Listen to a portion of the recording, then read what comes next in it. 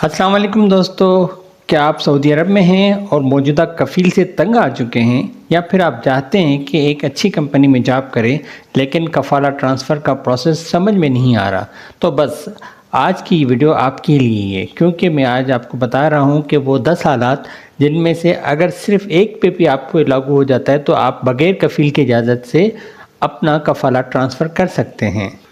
जी हाँ, नया सऊदी कानून अब आपको खुद मुख्तियारी देता है, लेकिन शर्त ये है कि आपको ये सब पता हो। तो वीडियो को आखिर तक ज़रूर देखना, क्योंकि आखिर में वो टिप दूंगा जो 90% लोग से मिस कर देते हैं और फिर पछताते रहते हैं।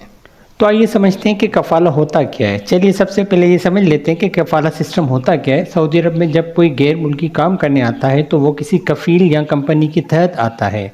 ये कफ़ील ही उसका अकामा बनाता है, उसके कानूनी कागजात रेगुलेट करवाता है और वो शख्स सिर्फ उस कफ़ील के लिए ही काम कर सकता है।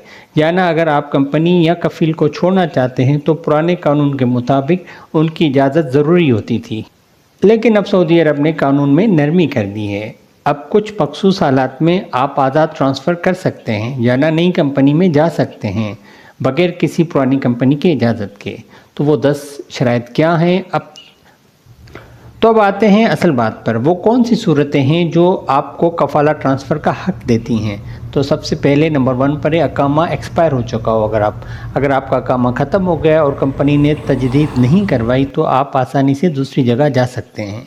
नंबर 2 पर है वर्क परमिट या इजाज़तनामा ख़त्म हो चुका हो। ये भी एक कानूनी बुनियाद है जिस पर आप नया कफ़ील तलाश कर सकते हैं।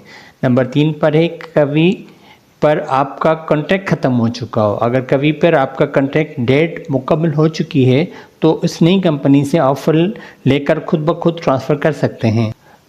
तो थोड़ा सा ये समझ लें कि कवी या QIWA अकाउंट होता क्या है। It's a digital employment profile in Saudi Arabia, और ये आपको अलाउ करता है कि employees and employer to manage various employment related services online. Think of it as of your HR dashboard in the Saudi Arabia.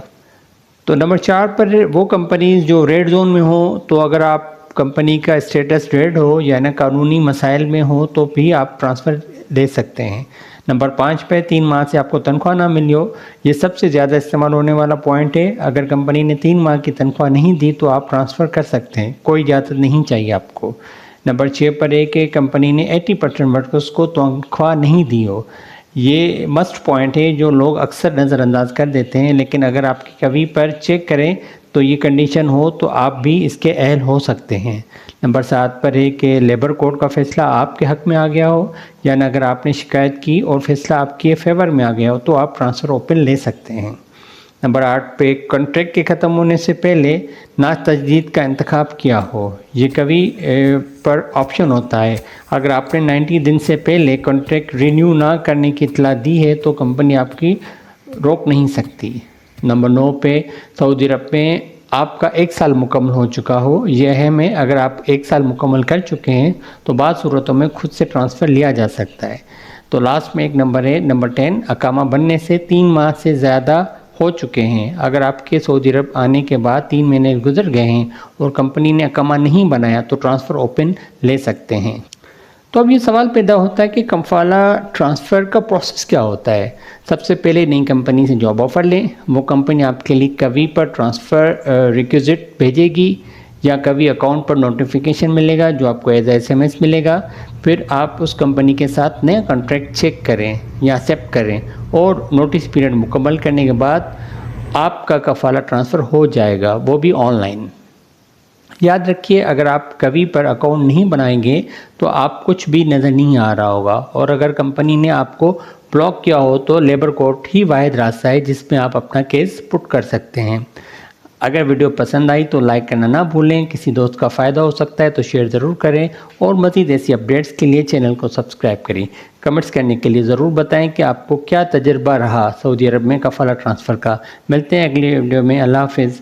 अगर आप चाहते हैं तो इसके स्क्रिप्ट